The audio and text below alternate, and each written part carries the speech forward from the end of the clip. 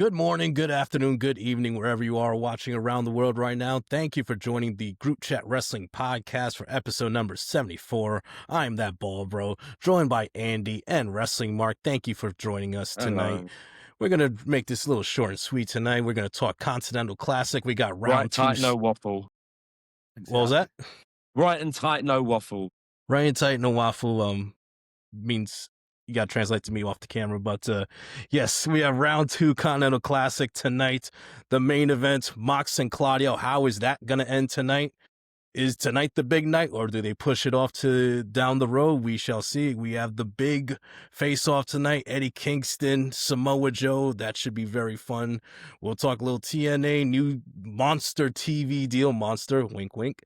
And yes, pay cuts going back to the number one promotion in the world. That doesn't make any sense, but we'll try to make sense of it. And I mean, let's just start with the Continental Classic, man. Let's start with some, let's just recap real quick what we saw like last week. I mean, fucking Kevin Knight and Darby Allin, like, I mean, amazing. Fucking, I think it's amazing. I think Darby was selling like his rent was due that night. He sold, he bumped his ass off for Kevin Knight, and Kevin just showed you that potential. Like in the next 2-3 years, he'll be in that main event scene. He's a future mid-card TNT champ, world champ. I mean, it was amazing. Like, and then for the match tonight with him versus Kyle Fletcher, I mean, that's gonna that should main event a pay-per-view in the next year or two. I mean, I can't wait. But I can speak about Kevin Knight for as long as one. He had a couple weekends with Speedball Bailey and CMLO, great tag team action down there. So I think they have definite big picture plans for Kevin Knight in the near future. He's class, man. He's like the Matrix, isn't he? Like you're watching him and it's like there's wires involved. It's like you're watching an old Shaw Brothers film and he's flying all over the shop and you're like, how the hell is he holding the air for so long?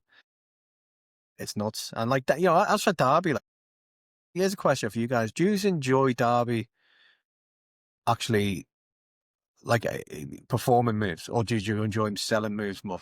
Selling. It's definitely selling. Like I don't actually enjoy it as much when Darby's winning.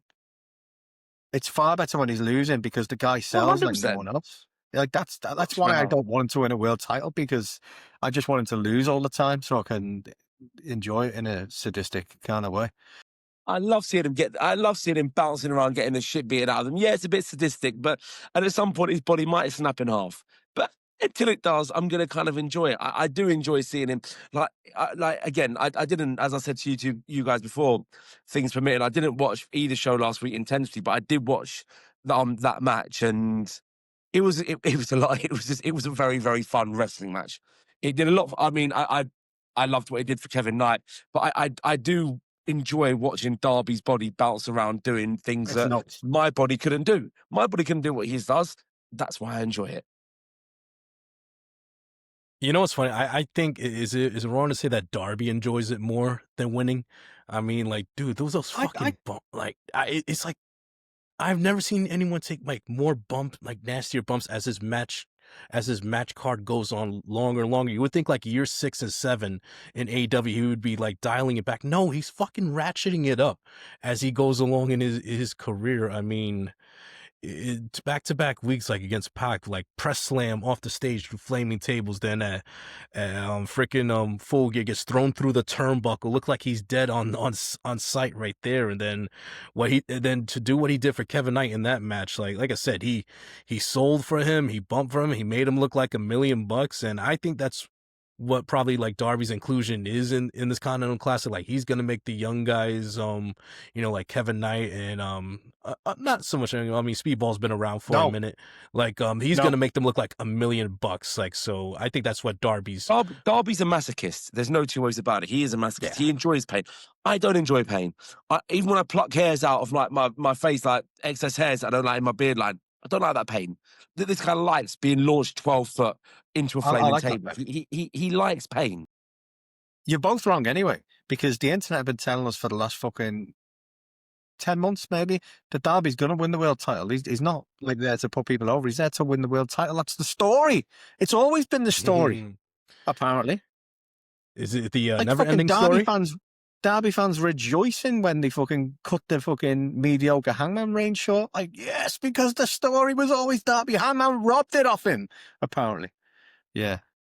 Anyway. These people do not deserve opinions. They never deserved opinions. They You still would see think the from whole their, you would story see is from their Darby. Twitter profile pictures, they don't deserve fucking opinions. Fuck off. You're idiots.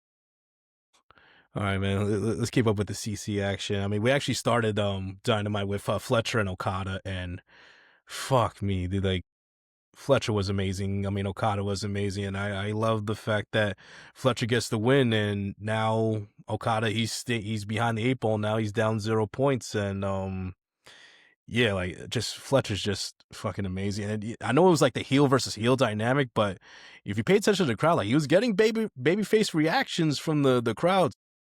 Maybe that's something that Tony pays attention to down the line, like not immediately, no anytime soon, but in a year or two. I mean, that's something you could easily flip Kyle Fletcher down the line, especially if you do turn Will Ospreay like heel, hopefully in the future as well. So you can always change those dynamics as well. But not a fucking great match between them. I love the roll up victory. I love Okada kicking the ropes like in between that hit Fletcher in the nuts, and he's begging the ref like, "Don't disqualify me, don't disqualify me." But it was a great fucking tone setter for How's the your brain, tournament, Brett? in my opinion. How's your brain feeling?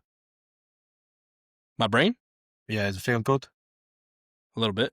Okay, can you explain to us what the fuck is going on with the whole Continental title, unified title, whatever? Like, what happens? This is something that like I haven't bothered to look into, but I see It doesn't make sense. Let's not beat around the bush. It's bollocks. It's stupid. So it's Okada stupid. Come lost. on, man. Listen, It's called a spade a spade. It's dog shit. It's really silly. It's terrible. it's silly, but when the bell rings, I don't give a fuck, and I don't care. All right, whoever wins. But this is such a thing. Is look, I get that, and I'm like that with a lot of things. This is such an avoidable thing to do. This was such a preventable moment of stupidity. Like, I get that some things can be convoluted. I get some things can be conflicting with your opinions on things. This was so avoidable. All you've got to do is just not put the Continental title back into play. Like, no one needs it. Like, you win this trophy, you win this tournament, you win the tournament. You have a fucking title shot of Revolution. You've got 2.5 months to build to it with a guy that's just run through the entire roster. This is it's a very avoidable thing they've done here. And therefore, like, I would pan WWE for doing something this silly. So I'm going to be consistent here. This is an avoidable move that they've made that they shouldn't have done. It's stupid. It should be, whether it's not a trophy or a belt, whatever, it should only be, you should only be able to win it in the tournament. Imagine fucking Argentina deciding that they're going to defend the World Cup against Brazil randomly on a, you know, it doesn't happen. Like, you shouldn't do that. Whoever the fucking Wimbledon champion is shouldn't be able to go, do you know what? I'm going to put my Wimbledon title up against you in the fucking whatever tennis tournaments on. I don't know. I don't follow tennis that closely, but you know what I mean. Like, it shouldn't be. It should be won in a tournament once a year. And that should be the prestige of that. That should be why everyone is so desperate to win this. Because at the end of the day, like, if Okada loses it, you can just challenge for it again in a month at the pay per view. And it's stupid. It's something I've never understood why they've done this. It felt like they just got overexcited with it and didn't really think about it, and now it's gone so far. But mate, that's the thing. This is such an avoidable thing. Like, again, bookers make mistake. You're doing 4 hours of TV a week. There's things you're gonna slip through that, like, you're gonna make Statlander turn that heel, then realize, yeah, that wasn't a good idea, and turn it back. And that's bad enough. This is something that's pretty easy to not do. This isn't a failed experiment. This is a judgment call to basically bring a title out of retirement that's barely been in retirement when you've got too many titles as it is, and you've just put another title in that should be getting a lot more focus. And now you've put another title out of retirement that was just put into retirement. It's a really flawed concept, and it was pretty silly. Do you remember when people were saying not so long ago that the Universal, was it not like Universal, fucking hell, it's unified. Basically, like, the unified title is essentially the AEW's version of title. A second world title. Well, it's clearly not. If you're gonna fuck it, if it's piece by piece, well, you're gonna have like fucking 3 people holding bits of the world title. It's stupid. Like, they should have just done away with it and had the winner take that. I actually like the Continental. Fucking hell, my mind's going since mush trying to understand this. I actually liked the international title. I thought the international title was a great alternative to the Intercontinental title for AEW. Whether this new title that Ricochet's got is taken over from it or not, I don't know. But I liked the international title. I felt I was gutted when they decided to unify that, even though the belt was lovely. But it was clearly done as just a kind of. It was done kind of like the original Continental Classic. You know, like not unifying, but you know the belt to give Eddie Kingston the Triple Crown. It was done in a similar way to that, wasn't it? Just to give Yeah. Okada and Omega a big shiny belt to fight over, with no thought of what they're going to do with afterwards. Can I just very quickly jump in and say, for those of you that are worried about Andy, who's been a bit all over the place a couple of times, what he said, Liverpool drew tonight with Sunderland, which leaves them on a run of now, I think it is 4 wins from 14. So they're in a pretty bad place. So It's don't a be too hard on him in the what, comments tonight, because he's 70 just odd having a years, bad time of it. Yeah, it's terrible. We have a bald fraud in charge.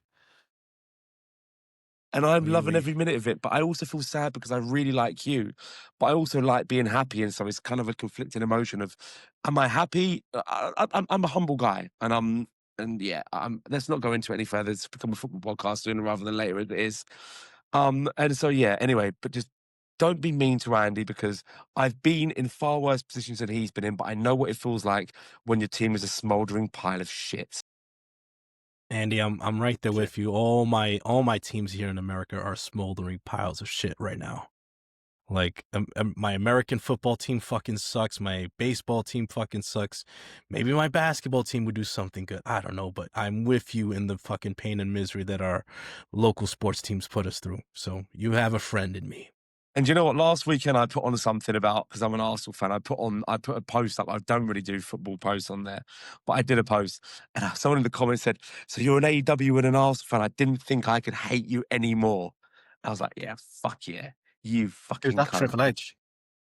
He was so angry, like genuine. I could feel the pure hatred, like, to me, like Arsenal and AEW. I'm like, yeah, you know what? Yeah, I understand you're offended, but right now, I mean, to be fair, like AEW could probably push the boat out a bit more, but as a fan of both, I'm relatively happy right now. I mean, yeah, AEW could probably work on a few things that we've gone over the last few weeks, but on the whole, yeah, I'm relatively content as we speak. Mainly because Yeah, Arsenal are shit hot at the moment. Yeah, you digress. Right. Real quick, just want to touch on the Moxley and Dorada match from Wednesday.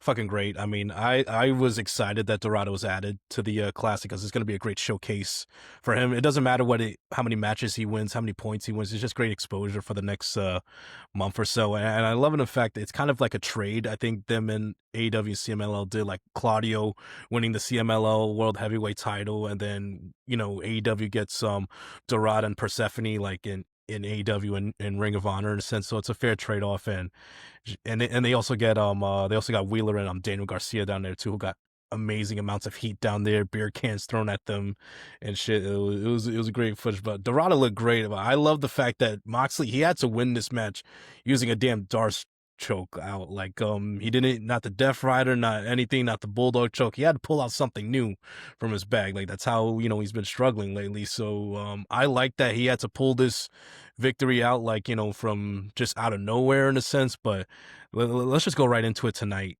I mean, the main event, Claudio and Mox. I think it's going to a draw. I want a 20-minute draw, and I'll give you the perfect scenario. It looks like Claudio, like Mox is about to tap out Claudio, and then the bell rings, and then Claudio taps out after the bell. I want it to go to a draw. I want them to, there's so much length that you could still do with the eventual, like, turning on Mox. Like, it doesn't need to happen tonight. It doesn't need to happen now. You could easily drag this out further, but I want a 20-minute draw between those two tonight. Can I counter that with, it was the right result. I think that what you said The is more Dorada logical. one was the right result. I would love to see, like, again, we spoke earlier about, like, before we even came onto the broadcast, and we'll talk about it more, about John Cena's opponent not getting the rub of the green, because Gunther doesn't need the rub of the green. Like, Claudio is in the point that he's not going to get any better going forward, but he's still really fucking good. This could be the moment that he actually does, like, if he's ever going to become that guy when he's one of the top 6 or 7 in the company, it's this tournament. I would not be against him absolutely fucking murdering Moxley tonight. I don't think he will. I think what you said's right, and it probably does make more sense, but I would be very, very happy if Claudio just dissects him tonight and Moxley doesn't better get a look in. Yeah, like a Brody-Cody kind of match. I'd be very happy with that. But I don't think it's going to happen. But I'm happy if it does. Like I said, I think last week's result was the right result. I think Mox going over Dorado was right. Mox losing over and over again wouldn't make any sense, really. Suddenly turn from one of the best in the world to terrible and not being able to win a match overnight, unless you're Liverpool, which is weird. I get what you're saying, and I think it makes sense, but I've got a feeling Mox wins. I don't know why. I just feel like everything else is so obvious. I feel like maybe Mox wins this, and it plays further into like maybe it's close. Maybe he gets a roll up or something, or just something. I think he wins somehow, but doesn't dominate the match. I feel like isn't this quite good that Mox wins? Between the three of us, we've gone with three completely contrasting visions of what we want tonight, and all of them, you can understand the logic going forward. That means they've put us in a position of intrigue, which is a good thing. Like, there might have been a few flaws lately, but the fact that I want Claudio to decimate him, and you see the logic to that. The fact that it could go to the time limit draw, you see the logic to that. You see the Moxley getting the win that he probably needs against someone after a pretty torrid 3 months on paper. It means he's doing a good job.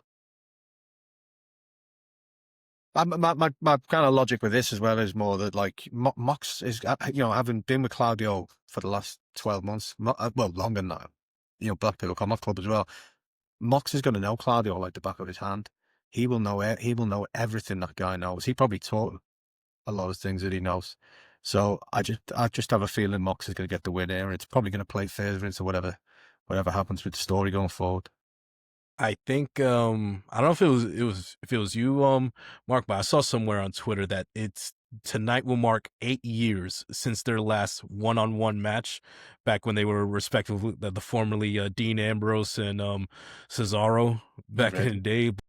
8 fucking years, and like, it's kind of crazy. I'm not making fun of Claudio when I say like he's night and day what he was then and now, but it's crazy. Like, he's fine wine, like, in the sense that he's gotten better 8 years last year till now, and so is Mox. Mox is in this might be the best form of like John Moxley we've ever seen, in a sense. Like, this might be his best career year that he's had this year. And like you said, they know each other like the back of their hands, like not just from their WWE days and AEW days here. Shit, you could go all the way back to fucking CZW and all the damn indies that they did all across the country, and now it culminates tonight. But yeah, I'm fine with either one of those scenarios that we all brought up, that like whether it's fucking Moxley getting destroyed or, like you said, a roll-up but now think about a roll-up victory by Mox as the counter is about to hit 0 right there, and but the thing we got to pay attention to is the after the match, like how they interact. Like, do they dap each other up? Do they pound? Do they go off? Or like, I also want to see footage of the Death Riders watching in the back on the monitor. Like, are they leaning towards one way? Are they showing any emotion? Because remember, there's nobody at ringside for these matches, so that's what I want to see. And we'll see how that goes, but yeah, that's what I'm looking forward to tonight. I think regardless, like Mox could like win all of his matches, and you could still have the Death Riders turn come at the end. Like, it's great how this story could play out like that, and in that, like, he could win all his matches and they're still gonna fuck him over because he's basically sold him a fucking lie for the last fucking 12 months. And then yeah, what else we got tonight? Hey, fucking, we got Pac and Okada tonight. This is the one. Whew, Pac and Okada. Like, I think it was last year at Dynasty they fought for the international title. Like, that was fucking great. Like, idiots back then saying that Okada, he's half-assing it, he's sleepwalking through it, and since then he's fucking made them look like all just eating big pile of shit. Like, Okada's fucking class. Like, he hasn't lost a step. Like, this man is motivated, whether it's his hate for Takeshita, just the biggest shit eating grin. I love what they were thankful for. He said, "Oh, I'm thankful I'm not teaming anymore with Takeshita, and I love her right there. But no, Pac and Okada, like fuck me, that's TV match of the year stuff right there. Yeah, I'm so excited to see Pac get a run here now. I don't know if he wins tonight, but I want to see him get a run because this guy has been wasted for so long. Like whether it's through other companies not realizing that he's actually a very good wrestler and far better than the people they put him up against, and giving him a stupid name, or whether it's visa issues or injuries or whatever. We haven't not been able to see enough of Pac. The guy's an absolute monster. He's one of my favorite wrestlers. He's incredible, and somehow he's bigger than he used to be, and can still go like fucking crazy. I mean, yeah, he's had his he said his prayers and ate his vitamins. That's how he's gotten bigger. But No comment. Yeah, no comment. But we talked about like how Moxley, like it would be silly and stupid like if he lost all of his matches. Imagine if Okada loses tonight. That's two. He'll be down. Oh man, that'd be great. He'll be down 0, and then Pac will be 6, and then tonight either Fletcher or Knight will have 6. Like he'll be behind. He'll have to go undefeated the rest of the way just to get to the semi. That'd be So good, like, though, wouldn't it? Yeah, because like That'd he'll be great, man. So I mean, just do imagine that, like do that. because everyone is expecting Okada and Takeshita, but I don't think we're gonna get that. You could flesh that out to like honestly Revolution next year, where like no, I say that you can hold that off to Revolution, you know, him the splitting of the Don Callis family, and then him finally facing Okada at Revolution, especially like it's going to be in Crypto Arena, in the old Staples Arena. That's where I would do that match. Not at World's End. We can hold off on that.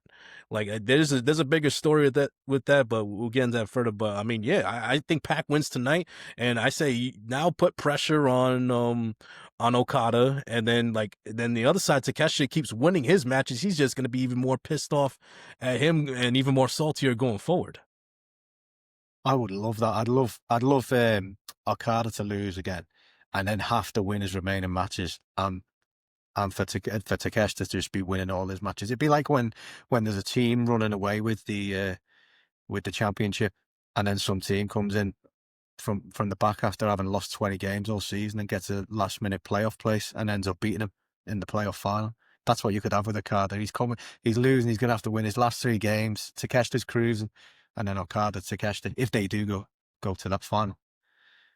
That'd be great, man. I think it's too obvious. Like I know there's about 4 or 5 though, isn't it? Like 4 or 5 like finals we could come up with that actually makes sense in terms makes of, sense, yeah. And stories, you know, which is good. Like you it's said, great, and like you said with Okada, like after he loses tonight, like I said, he could win his next 2-3 matches, and then the final match that he has to win to get to the finals, he loses right there.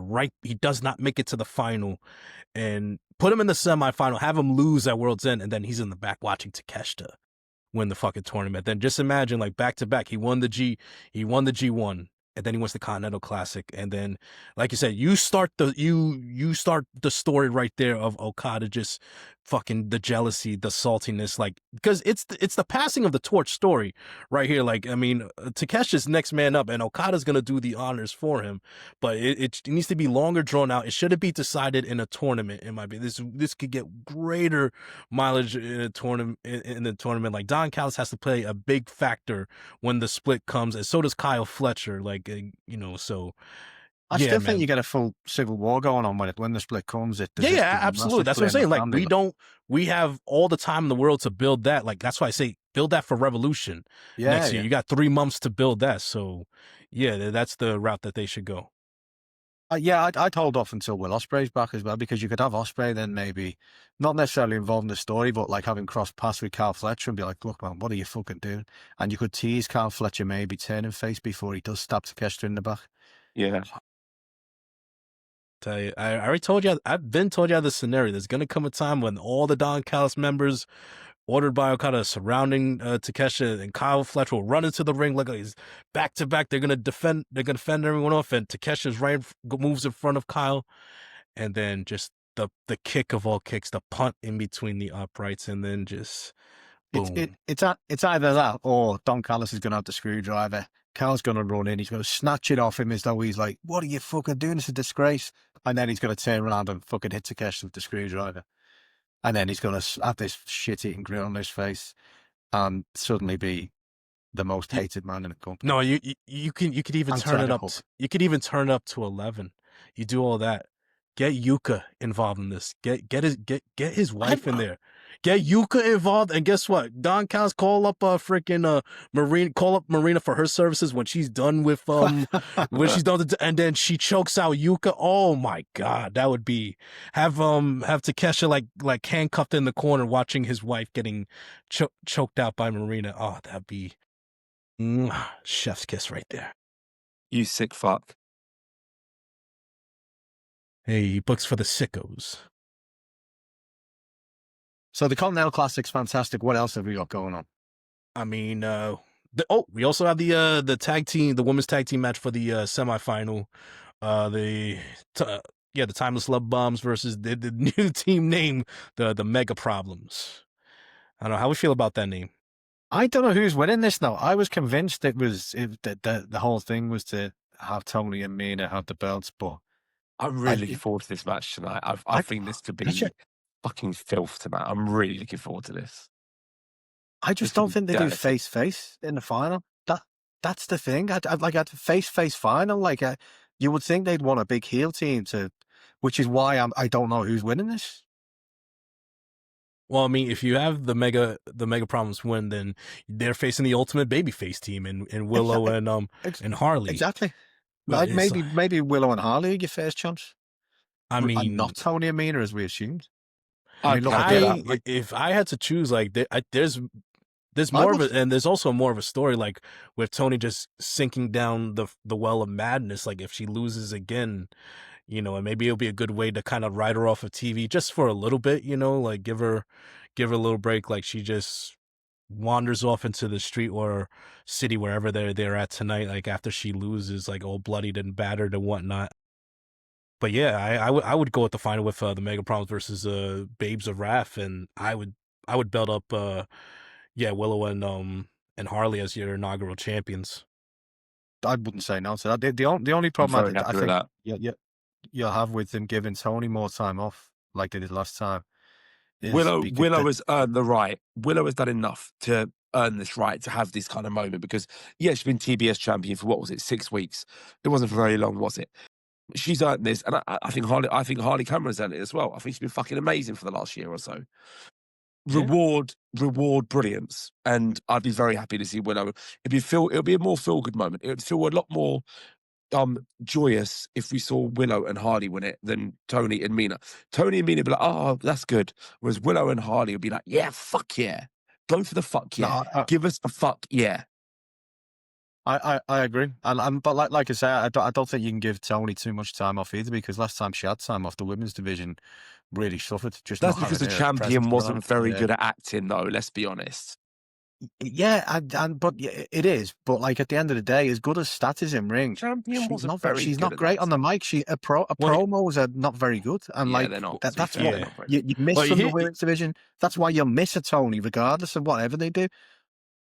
Well, here's the thing: like with Mariah was dependent on Toni being around, but you look at since Mariah has left, or whatever name she goes by now, like. I mean, I think they've had more, how do you say, there's more talent, like that's more wider range of talent that has taken the place of Mariah since she left. Yeah. Like you have Tekla there, you have the rise of Marina Shafir, and what I hope happens this Friday at Final Battle, if Persephone beats Athena, that gives a path for Athena to come to the main roster, hopefully her and Billy. So that's more people involved in your mid card and your main title scene right there. So I think there's more depth to the women's division now, where if Toni does take a little bit time off, like for storyline wise, like it's in a better position now. Like it wouldn't be so much dependent on when Toni comes back because Mariah has the belt. Like no, because I mean going into 2026, like whether it's the TBS title or the main title, like Tekla is going to be a force, like a driving force in that right there. And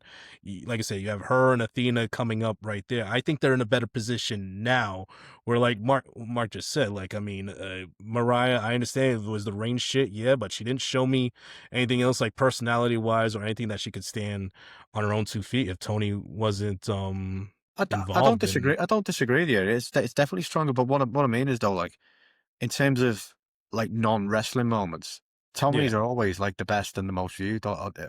So you're taking that away. Someone's going to need to step up in terms of because look, as much as we love the wrestling side of things, there's the promo side of things and the the builds are just as bigger part of what people enjoy. And if you take Toni away, like her segments are fucking gold, man, and like they'll miss that if she's away.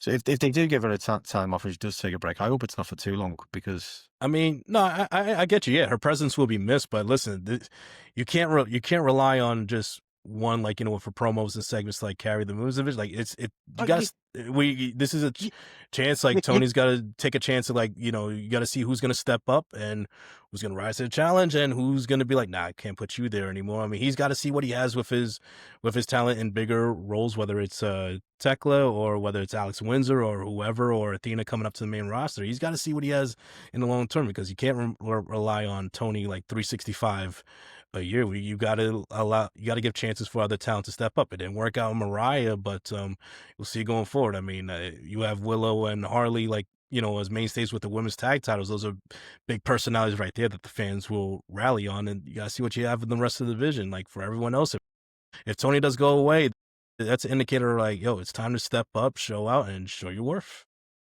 I don't think that Athena loses, by the way. I said this to you last week. I don't think she loses. Not yet. Like I said, I think it's a trade in the sense, like, hey, Claudio, you win the CMLL, Athena. I mean, Persephone win the ROH. That gives Athena to the main roster. But I really don't think it is, and plus, when Athena does come, I don't really think Billy going with it would be a good idea, because you just add in more. No, my bad. Not Billy going up. You know what? You do a minion graduation if Athena goes up to AEW. You could do a segment on Ring of Honor, like, all right, I'm going to Dynamite and Collision, and have like a ceremony for Billy where she's the head minion now. Like, you are no longer minion status. You've graduated. Is it 1,000 days? That's well over 1,000 days. That shit been passed. Not 1,000 days. Sorry, 3 years. Like to say, my head's mashed. Is it 3 years? I think almost after. I think we're almost at 3 years. Yeah, we're at 3 years, but yeah, give it like a minion graduation. That'd be fun. Maybe she just. I think she might. I think I've said it before. I think she might just relinquish the belt at some point. They'll probably come up with a new women's belt, and she'll just relinquish it, and off she goes. Because I can't see who beats her at the moment, because like that's a long time to have the belt. It's yeah. We shall see. I mean, they got to get on AEW TV regularly though, because like the portion of time she was on with the build to All In was fucking excellent. With the Mercedes stuff, it was fucking brilliant. Mm-hmm. I mean, we'll see what happens on Friday, but I mean, yeah, that final battle card is stacked. Can't wait for that. Fucking incredible. Blake Christian in the main event. Fuck yes. Yes. Is he gonna have the music? What was that? Is he gonna have? He's hinted at it, hasn't he? Harlow's. He has hinted it. Like, I think it was a week or two. He's got to. Yeah, like. Yeah, they've got to do it, man. They've got. He's so good, Blake Christian. I know. I mean, that six-man match for the title is gonna be fucking fun. I know it was supposed to be sold. It was supposed to be Bandito and Roosh for the title, but unfortunately, Roosh he has to have knee surgery, I think. Who was commenting on Roosh this week, and they said everyone keeps it might have been it wasn't Lucha Blog, it was the other one, Rob Viper, and he was saying, look, everyone's pushing for Roosh to be involved in these things. He said, but he's not reliant. He said he takes Christmas off every year. He doesn't wrestle over Christmas, and he was adamant that it's a Roosh problem, and like basically companies can't rely on him to kind of be ready when they want him. They can't stick a belt on him because he can just fuck off at any time and do whatever he wants. You have to be mindful of that behaviour as well. Like, he was kind of hinting that it's not reliable, and yeah, if someone prioritizes their family or whatnot, all for it. But at the same time, it's all like, I really enjoy seeing him. The lack of any kind of form he's had to build up, it's got to the point now where I don't expect to. I never expect to see a long run, a long push for Rouge because for whatever reasons, that again, numerous reasons there might be. I don't have any expectation for it now. I even particularly want it now because there's been so many moments I thought it might happen and it's not, and so the moment's definitely gone for me. And like, yeah, it has gone. Fuck it, it has. Same. It's kind of it's past. There was a point when I was really excited about seeing him maybe get a 100%. TNT title or something, but I actually just don't care anymore. But like maybe it's bollocks, and maybe this stuff is untrue. But Rob Viker's usually bang on. Yeah, he is. Yeah. Yeah, I mean, hey, he's on listen, out with Rouge, in with Sammy Guevara. That's a fucking win. I don't care. Sammy's it was so fucking overhated. In my opinion. I'm still on in the I believe in Sammy club. Don't worry, Brett. You're not alone. And now he has this amazing thin mustache. I mean, and I love the fucking segments he does with Beast Mortos. And now he's doing like these Spanish segments where he's saying a new word every week in his promo. It's fucking like, that's it. Just be a cocky shit, do little things, and that's it. Like he doesn't have to do too much. He does that little bit. He was good at. Yeah, that's what he was good at though when he was over, man. That's all he was doing when he was over. And then he tried to be a face. The crowd turned on him for personal reasons, whether because they're just some wrestlers. They're just some wrestlers that you can't put face. You can't put face. And Sammy's fine, and that's perfectly fine. Like Sammy will thrive as the cocky shit, like shit grin eating like heel. Like that's perfect for him. He doesn't need to cut those long promos, or he does it more in his actions and how he moves in the match. But that 6-way, he's gonna fucking kill it in that one. And you know what? Fuck it, for shock value.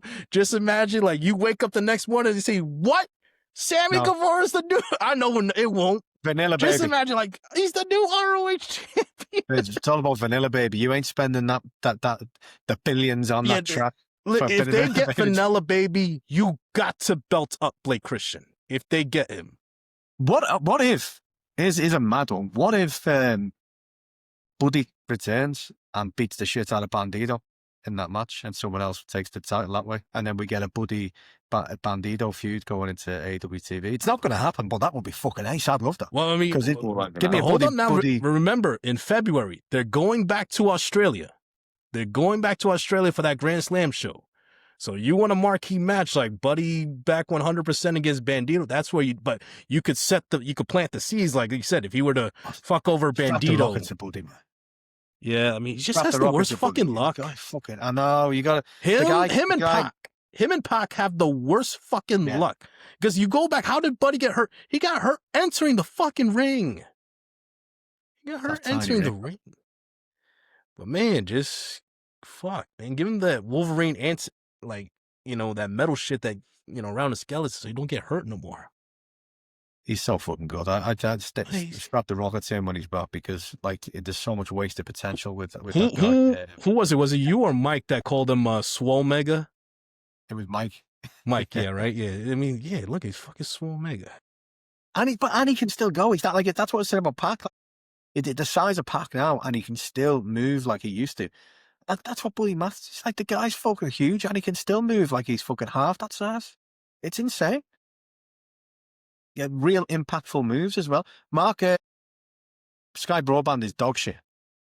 Mate, it's killing me. Here he is now, man, and your audio, you sound like Robocop half the time.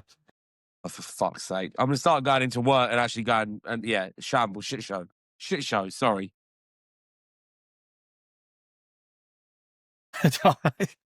Shit show. I'm so fucking delayed like Andy said with Hangman's title reign.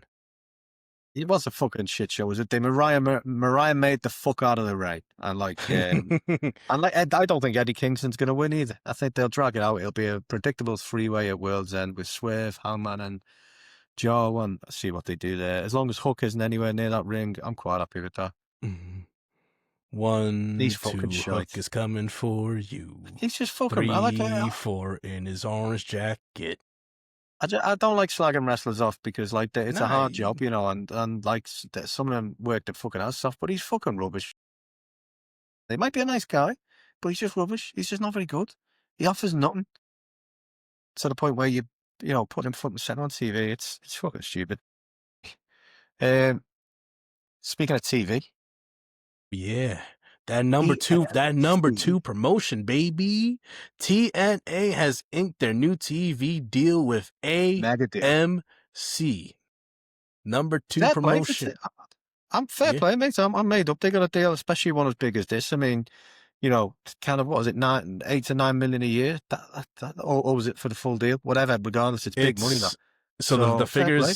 the figures I saw, like John Alba reporting that reportedly it's $30 million for the deal, and it's not per year. So if it's a 3-year deal, that's almost 10 mil a year. That works out with the 8 to 9 million that was rumored anyway. That's huge for TNA. That's fair play. It's huge for TNA, but then it's like, you do the math, that's only $833,000 per month.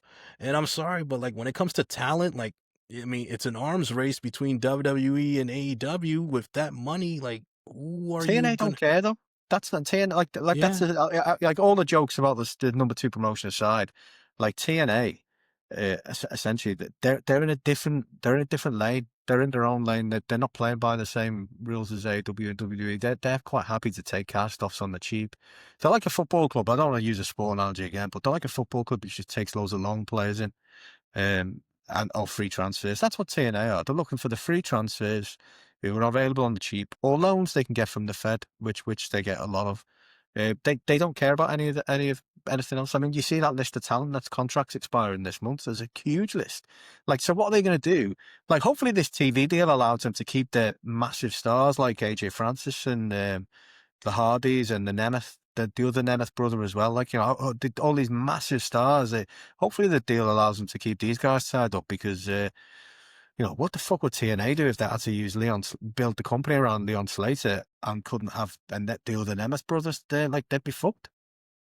Yeah, I mean, what sound booker would build the company around Leon Slater? That'd be like the Fed building NXT around Javon Evans. What idiots would do that? You have AJ Francis there. Hello. Yes, I think. Who needs Mike Santana when you have Ryan? Mike Santana, man, he's another one. Yeah, he's another one. I think his contract, like, all right, all seriously, I think that's why he lost it. I think that he's going to the Fed, and to be honest, he'd be a great signing for him because he's fucking incredible. No, yeah, he's listen. I'll admit right now, in my opinion, the two like people who left AEW that I think I generally missed, that I think we definitely missed the boat on, were Ethan Page and Mike Santana. Yeah, I think we're agree with that. Yeah. I mean, Ethan Page, I think, is solid in the ring. He has great personality, cut a promo and everything. And Santana, the same thing. And now, like, I'll admit, those are the two I genuinely miss from AEW. Yeah. But it's like, you know, like you said, if Santana's contract is coming up soon and he just goes to WWE, then it just goes back to earlier interviews I've seen from Carlos Silva, the president of TNA. So basically, he's saying out loud that they are a stepping stone for talent to come here to get to WWE.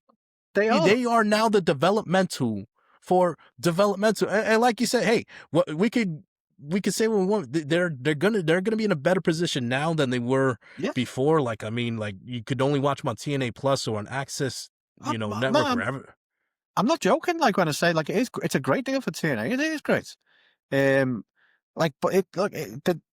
no shame in it not being in the same league as AEW, who's at the same time isn't in the same leagues as the WWE. TNA is a great deal for TNA. It's a great deal for their level. Like, it really is. And, you know, fair play to them. Like, I hope it works, because I used to love TNA, and I would love to see them fuck off being this little sidekick to the Fed and actually strap the rocket to some of their big stars they've got. They've signed a lot of great British talent as well. You know, they've got Danny Luna as well. It is fucking phenomenal.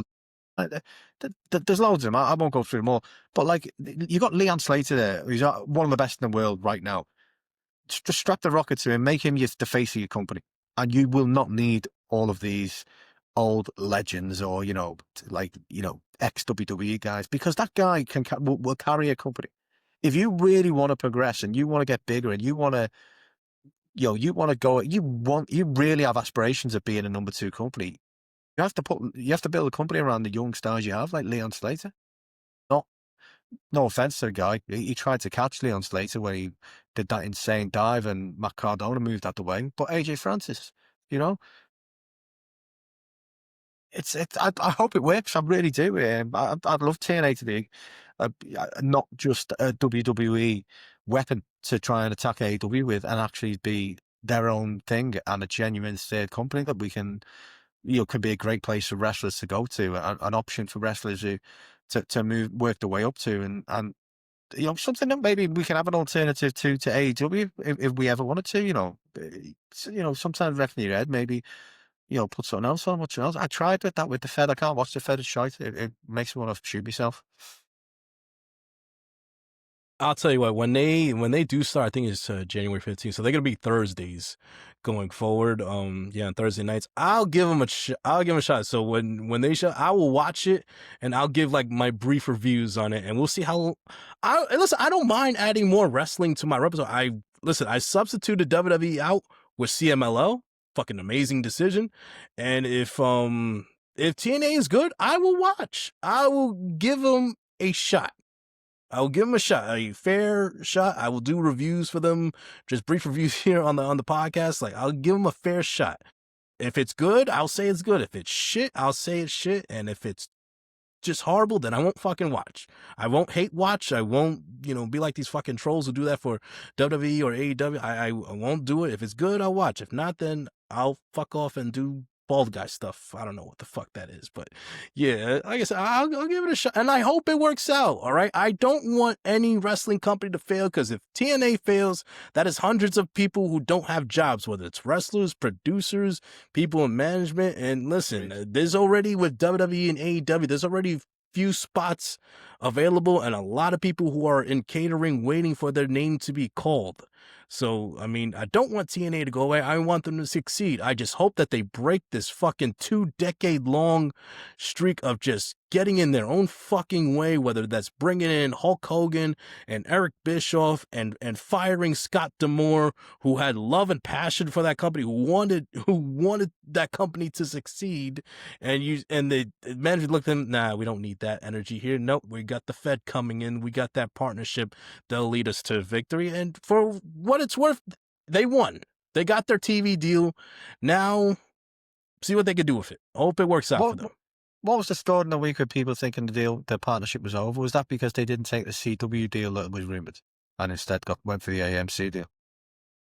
I'm guessing that they had in their head, like, okay, that they get the TV deal, okay, that WWE did their part, but no, they're going to continue the partnership. But now it's all going to depend on how well received the show is, or how successful it is, like ratings and numbers wise. Because if it's successful in whatever number they're looking for, then WWE will stick around. But if it starts like tracking downwards, where it's not being received in a good light, whether the ratings are not what they want to, just watch how fast WWE just says, yeah, goodbye, we did our part, and good luck to you on your future endeavors. That's all it is. This partnership was one purpose, and credit to the Hardys who went on Ariel Helwani's show. They said, like, Ariel asked him, like, this partnership was to hurt AEW, right? And I think it was Matt who said, yeah, that's all this partnership is for. That's why I thought, but like someone had mentioned it, I can't remember, it might have been Meltzer actually, but someone had mentioned that the original deal the WWE wanted, or TKO wanted them to take, was the CW deal, because that was for Wednesday nights. And they have a partnership with CW at the moment, and they were hoping that TNA would take that slot because it would go against AEW. But like, let's be honest, that would be suicide. Yeah. I want TNA to do well, going against AEW. That would be suicide. What they're going to do? Take fucking 10 fans away from watching AEW? It's a no-brainer. Like, why would you do that? TNA have got a far better situation going on a Thursday when they've got no competition. They could have gone on a Tuesday. There wasn't that much competition either then, but like, not for wrestling anyway. No, it would have been in the same lane. Like if Tony was just woke up crazy, I'm like, yeah, let's move Dynamite to Monday night. Like that wouldn't be good also, because a lot of AEW fans watch Monday Night Raw. So, you're going to split the numbers in that regard too. Everyone is on their own island. Like now there's a prominent wrestling show. It's not Epstein Island. Oh, yeah, there you go. Release the fucking list, but yeah. Yeah. Jesus Christ. Here's one then. Who from TKO will be on the Epstein list? It might be easier to say who's not on the list. Shit. Did we have anything else? Because I just swatted my hand with a You know what? Did we have anything else? I we think we're wanted at to a do good quick spot tonight, right yeah. here. I think we hit a good sweet Before spot. we do, Yeah, we got a have couple one question questions? from Donna. Aaron was just asking how we're all doing. Yeah, all right, mate. Liverpool lost to shit. I'm tired. Wrestling Mark has a shit internet provider, and seems like he's got a cold or something. Brett seems quite well. How are you doing, Brett? All right, man. Listen, it's the end of the year. I understand, like, I hear your complaints about the Hangman championship reign, but you know what? Listen, these last 4 weeks of AEW television, I'm shutting my brain off. My thinking cap is off, and just my Continental Classic hat is on, man. Just melt my mind away with these fucking bangers, these 3 to 4 bangers we're gonna have every week. And whatever we get around that, it's fine, man. I just want to get lost in AEW television tonight and Saturday, and we'll see how it goes, man. But other than that, it is what it Oh, is, that was man. that was the other one, mate. This week I had loads of people on Twitter telling me that I must not have watched AEW because it was quite clear that when Swerve and Hangman became friends. What? They didn't become friends. He fucking helped him. After Will Ospreay pestered him fucking week after week after week after week. He's like, oh, all right then. And they had this thing where okay, we end it here. They didn't go, we end it here, let's go for a fucking beer. So my point was, why would Swerve be sat at home and go, oh, it looks like Hangman needs help, I'll go and give him a fucking hand. He wouldn't. It makes no sense. So the whole idea of people going, yeah, Swerve and Hangman should team. No, they shouldn't fucking team. It's stupid.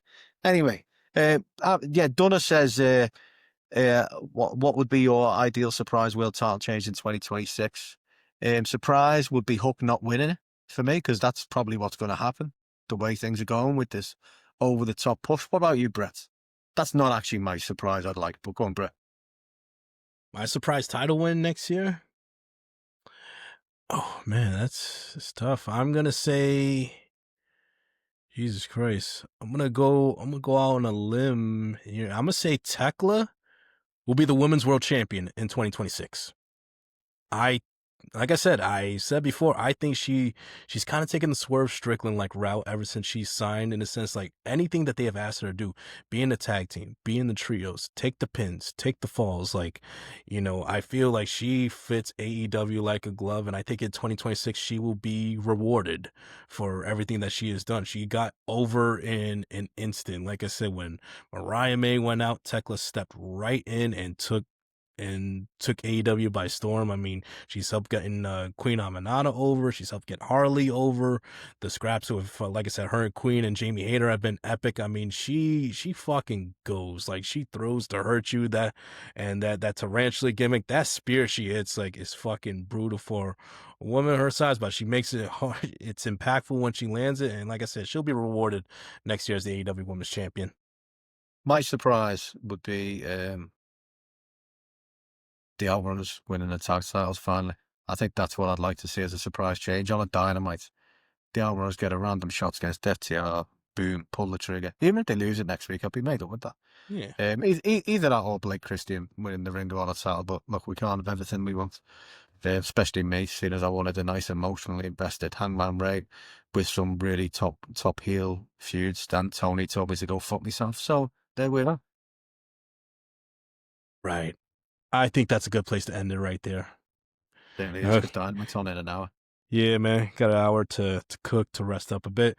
All right, guys. Thank you for joining us here for episode 74 of Group Chat Wrestling Podcast. Follow us on Twitter at GW Podcast UK for all news and show updates. Follow us on Instagram and TikTok for clips uploaded. We're going to get back on that. Sorry, we've been slagging a little bit on that, but we'll get back on that ASAP. I am that ball, bro. Andy is here. Wrestling Mark, he fucked off over somewhere, like that horrible internet he's using in the UK, not like here in the good old USA right here. I'm never slagging over here. Love you, Mark. Guys, goodbye and good night. Bye-bye.